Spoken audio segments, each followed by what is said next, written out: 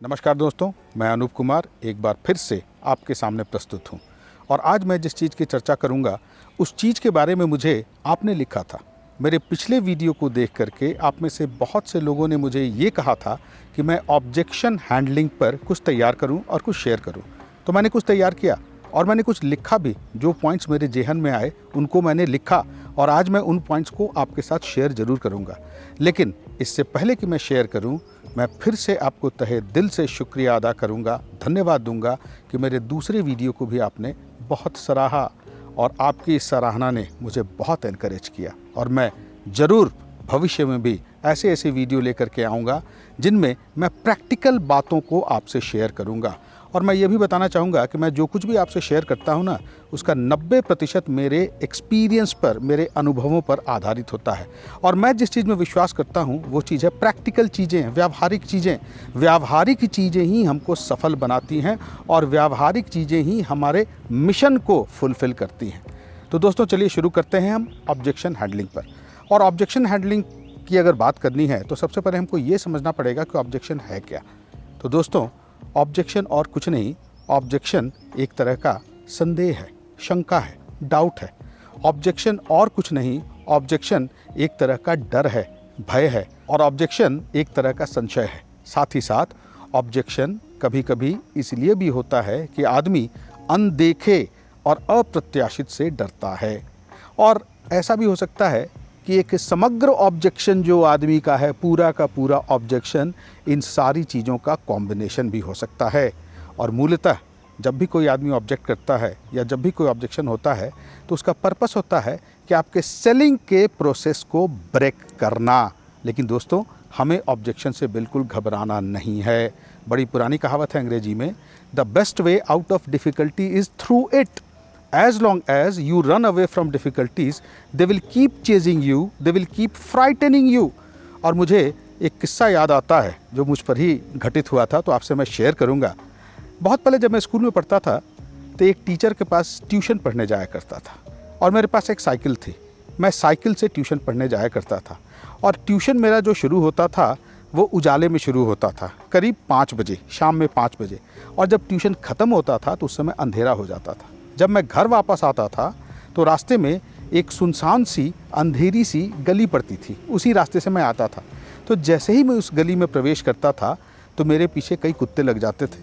मैं बहुत डरता था और मैं तेज़ी से साइकिल को चलाने लगता था और कुत्ते और तेज़ी से भूंकते थे। और जैसे ही मेरे पास आते थे तो मैं डर के मारे वो साइकिल की पैडल से अपने पैर को ऊपर कर लेता था। तो उससे क्या होता था, साइकिल की स्पीड कम हो जाती थी और कुत्ते और पास आ जाते थे। तो मैं सोचता था क्या करूं, रोज़ ये प्रॉब्लम होती थी। फिर मैंने एक दिन सोचा कि मैं अपने टीचर से बोलूँगा कि सर, मेरे ट्यूशन का टाइम बदल दीजिए। लेकिन वो सर इतने बिजी थे, उनके इतने क्लासेस चलते थे कि वो संभव नहीं था। फिर एक दिन मैंने डिसाइड किया कि नहीं, अब मैं खुद ही इस समस्या से उलझूंगा और इसका समाधान निकालूंगा। तो दोस्तों, एक दिन मैंने क्या किया, जब मैं वापस आ रहा था तो ऐसे ही कुत्ते मेरे पीछे लगे। बस मैंने अपनी साइकिल रोक दी और साइकिल रोक करके मैं साइकिल से उतर गया और उतर के मैंने पीछे मुड़ करके उन कुत्तों को देखा। आप विश्वास नहीं करेंगे, सारे कुत्ते चुप हो गए और उन्होंने यू टर्न ले लिया, वापस चले गए। और उसके बाद दूसरे दिन, तीसरे दिन, किसी भी कुत्ते ने मेरा पीछा नहीं किया। तो दोस्तों, डिफ़िकल्टी को फेस करने का ये सबसे अच्छा तरीका है। समस्याओं से, ऑब्जेक्शन से कभी न घबराएं, क्योंकि जितनी बार आप समस्याओं से और ऑब्जेक्शन से जूझते हैं उतनी ही बार आपके आत्मविश्वास में इजाफा होता है। और कुछ चीज़ें हैं जो मैं आपको बताना चाहूँगा इस ऑब्जेक्शन हैंडलिंग के बारे में। तो सबसे पहले मैं आपसे ये शेयर करता हूँ कि वाई ऑब्जेक्शन, ऑब्जेक्शन क्यों होता है। तो देखिए, अगर कोई व्यक्ति ऑब्जेक्ट करता है तो कुछ कारणों से करता है। अब पहला कारण ये हो सकता है कि वो इग्नोरेंट हो, इग्नोरेंस, उसको नहीं मालूम है कि क्या चीज़ है और क्या इसके अंदर होता है। तो ऐसे आदमी को डील करना सबसे आसान है। क्यों?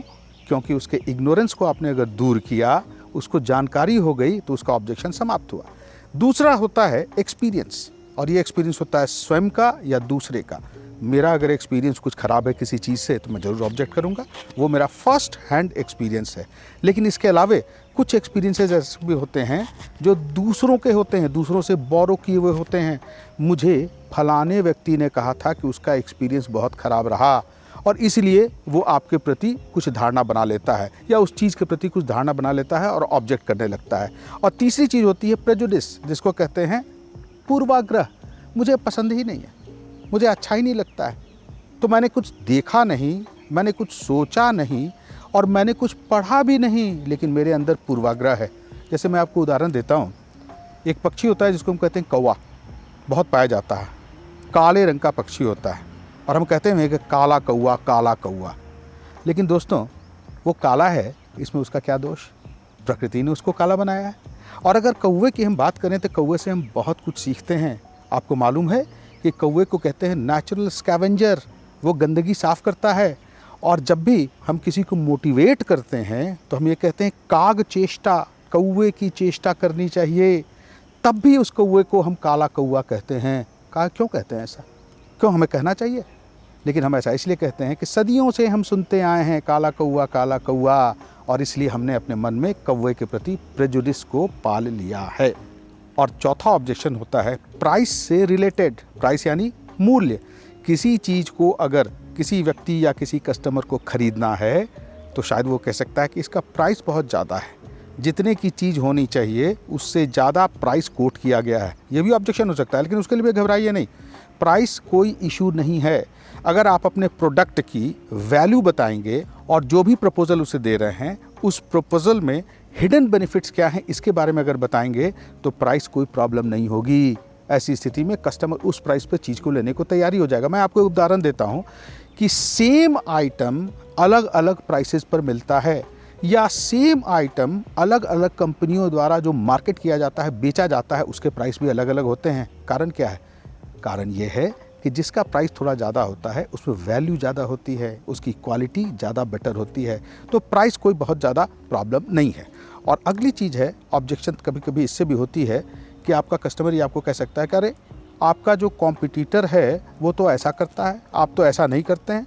तो दोस्तों मैं आपसे ये रिक्वेस्ट करूँगा, कभी भी कॉम्पिटिटर को ऐसी स्थिति में नीचा मत दिखाइए। आपको इवन नहीं होना है कॉम्पिटिटर से, आपको ये बताना है कि आप क्या हैं। हमको कोई मतलब नहीं है कॉम्पिटिटर से, हम क्या हैं और हम क्या करते हैं उसके बारे में बताइए।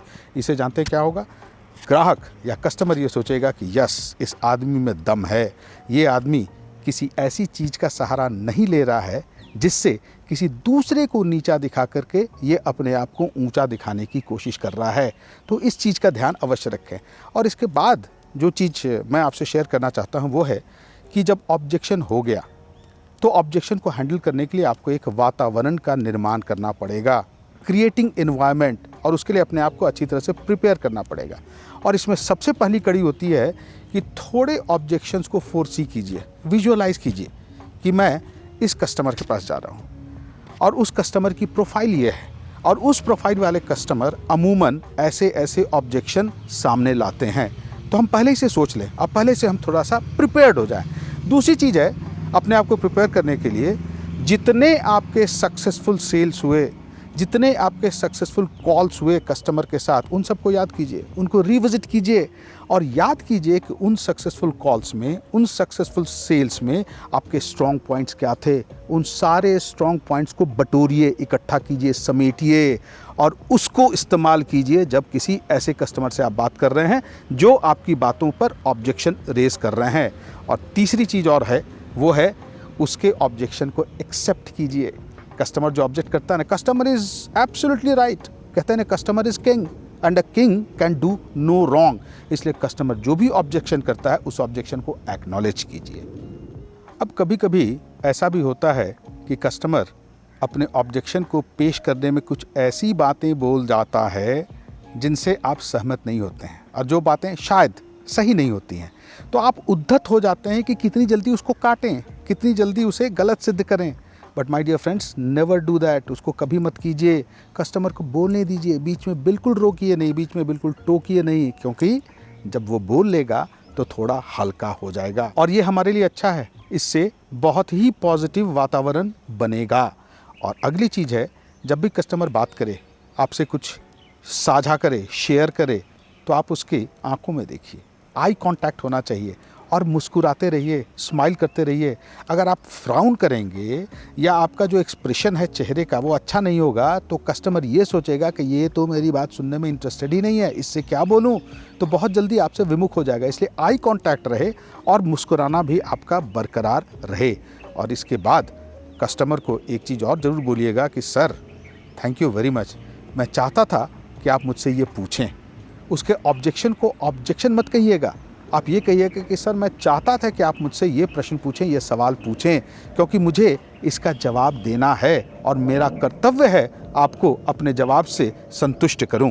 और अगली चीज़ है दोस्तों, स्टे कूल, शांत रहिए, ज़्यादा घबराइए नहीं, क्योंकि अगर आप कूल रहेंगे ना तो कूल रहना एक छुआछूत की बीमारी है। आप अगर कूल रहेंगे तो आपका कस्टमर भी कूल हो जाएगा, चाहे वो कितनी भी उत्तेजना में क्यों ना हो। और दोस्तों, हमें कभी भी अपने कस्टमर को चैलेंज नहीं करना चाहिए। वो जो कुछ भी बोल रहा है, चाहे वो सही ना भी हो, हम कभी भी उसे चैलेंज ना करें, क्योंकि जानते हैं चैलेंज करेंगे तो क्या होगा, फर्दर ऑब्जेक्शन वो रेज करेगा। और भैया, पहले ऑब्जेक्शन को हमने सॉल्व किया नहीं और दूसरे ऑब्जेक्शन को अराइज करने का मौका दे दिया तो फिर तो हम अपने ही लिए गड्ढे खोद रहे हैं ना। इसलिए कभी ये ना कीजिए और कस्टमर के प्रोफाइल के हिसाब से अपने आप को ढालिए। जैसे मैं कहता हूँ कि अगर कहीं आप यात्रा कर रहे हैं बाय रोड और रोड साइड कोई ढाबा आता है, ढाबे में आप खाने का ऑर्डर देते हैं, जब खाना आपके सामने आता है प्लेट में तो क्या करते हैं, नॉर्मली हम लोग हाथों से खाते हैं, रोटी को भी हाथ से खाते हैं, सब्जी को भी हाथ से खाते हैं। और वहीं अगर हम किसी 5 स्टार होटल में चले जाएं और वहाँ के रेस्टोरेंट में हम खाना खाएं तो क्या करते हैं, हम चम्मच से खाते हैं, फोर्क से खाते हैं, कांटे से खाते हैं। तो अपने आप को उसी के हिसाब से ढालिए, कस्टमर की प्रोफाइल देखिए, जैसा कस्टमर है उसी हिसाब से ढालिए। इसका मतलब ये है उसी की भाषा बोलिए, उसी की शैली बोलिए और उसी के तरीके से उससे बात कीजिए, वो ज़्यादा प्रभावित होगा। और इसके बाद जो चीज़ है वो है, कभी भी कोई कहानी मत बनाइए। अगर आप कस्टमर के सामने कहानियाँ बनाने लगेंगे तो आपकी क्रेडिबिलिटी लूज़ करेगी, आपकी विश्वसनीयता की क्षति होगी। इसलिए कभी भी स्टोरी मत बनाइए कस्टमर के सामने, अपनी क्रेडिबिलिटी को मेंटेन करके रखिए। हाँ, अगर आपके पास वेरीफाइड और जेन्युइन एग्जाम्पल्स हैं, सच्ची घटनाएं हैं, तो उन घटनाओं को ज़रूर कोट कीजिए।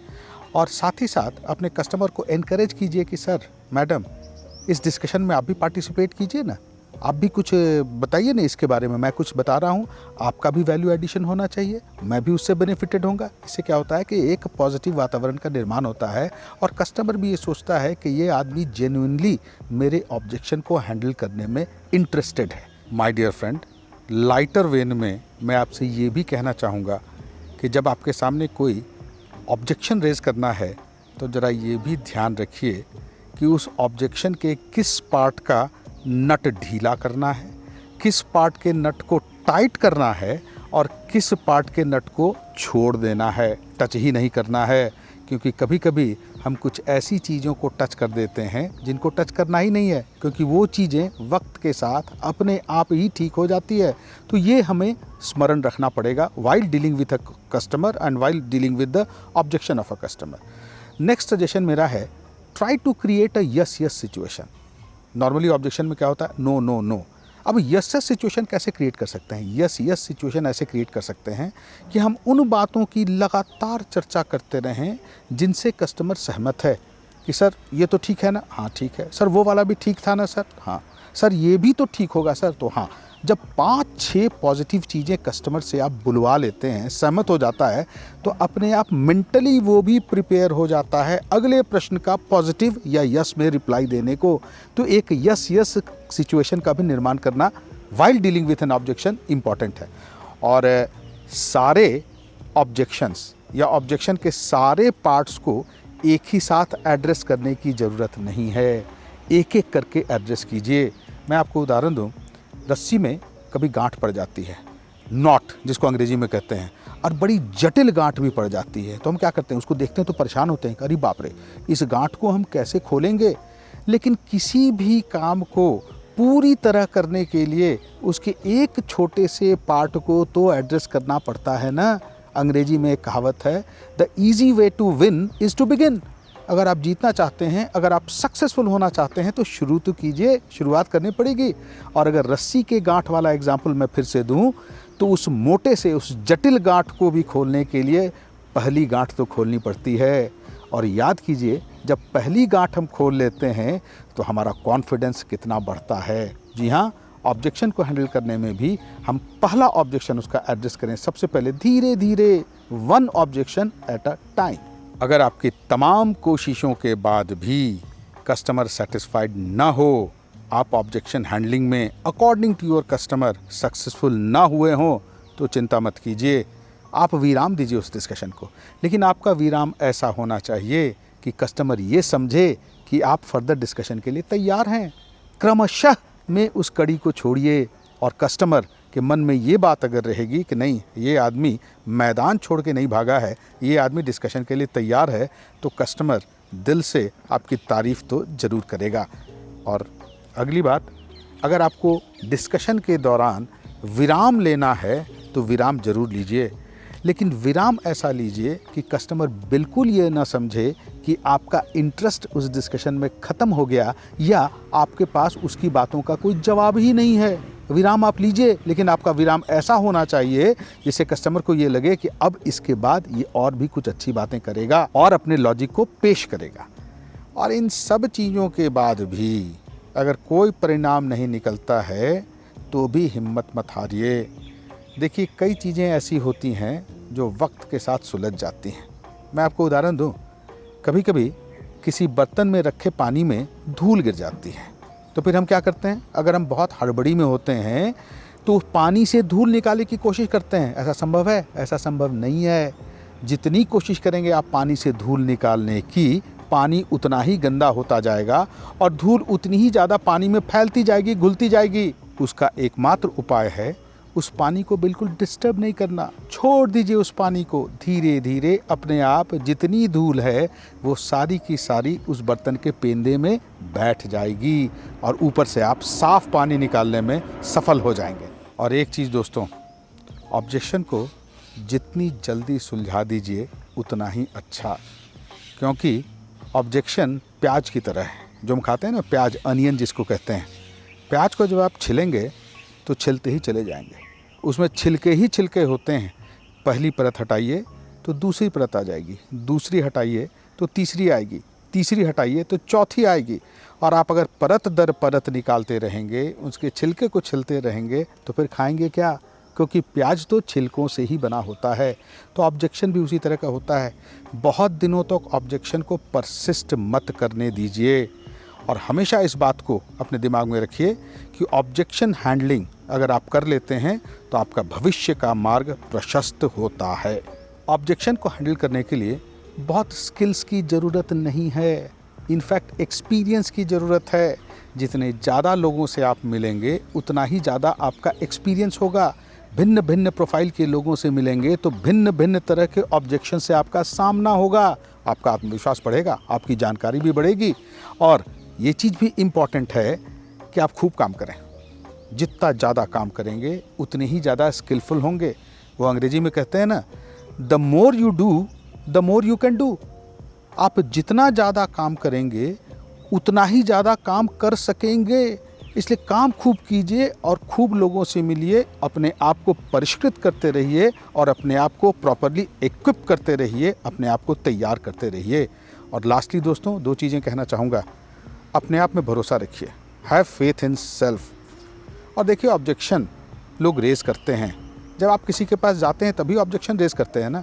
और आप में दम है तभी तो ऑब्जेक्शन रेज़ करते हैं। वो कहते हैं ना कि शख्सियत दमदार होती है तभी तो लोग पत्थर फेंकते हैं, वरना कमज़ोरों को यहाँ कौन पूछता है। इसीलिए मैं वो शेर आपके सामने कहना चाहता हूँ। वो कुछ ऐसा है कि बस यही सोचकर हर मुश्किलों से लड़ता आया हूँ, बस यही सोचकर हर मुश्किलों से लड़ता आया हूँ कि धूप चाहे कितनी भी तेज हो, समंदर कभी सूखा नहीं करते, समंदर कभी सूखा नहीं करते। और लास्ट दोस्तों, चाहे कितनी भी विपरीत और प्रतिकूल परिस्थिति हो, मुस्कुराना मत छोड़िएगा, क्योंकि मुस्कुराहट एक ऐसी चीज़ है जो कठिन से कठिन परिस्थिति को भी नॉर्मल बना देती है। और उसी मुस्कुराहट को डेडिकेटेड एक और शेर है, वो आपको डेडिकेटेड है। इनफैक्ट, बेवक्त बेवजह बेहिसाब मुस्कुरा लिया करता हूँ, बेवक्त बेवजह बेहिसाब मुस्कुरा लिया करता हूँ और आधे दुश्मनों को तो यूं ही हरा दिया करता हूँ। दोस्तों, अगर आपको पहले की तरह मेरा ये वीडियो पसंद आया हो तो ज़रूर मेरे चैनल को सब्सक्राइब कीजिएगा और अपने दोस्तों, अपने जान पहचान वालों से इस वीडियो को ज़रूर शेयर कीजिएगा। मैंने पहले भी कहा था कि मैं आपके समक्ष रेगुलरली ऐसे वीडियोस लेकर के आऊँगा और उन वीडियोस के माध्यम से आपसे मैं कुछ प्रैक्टिकल चीज़ें, प्रैक्टिकल सॉल्यूशंस शेयर करूँगा। तब तक के लिए नमस्कार और जय हिंद।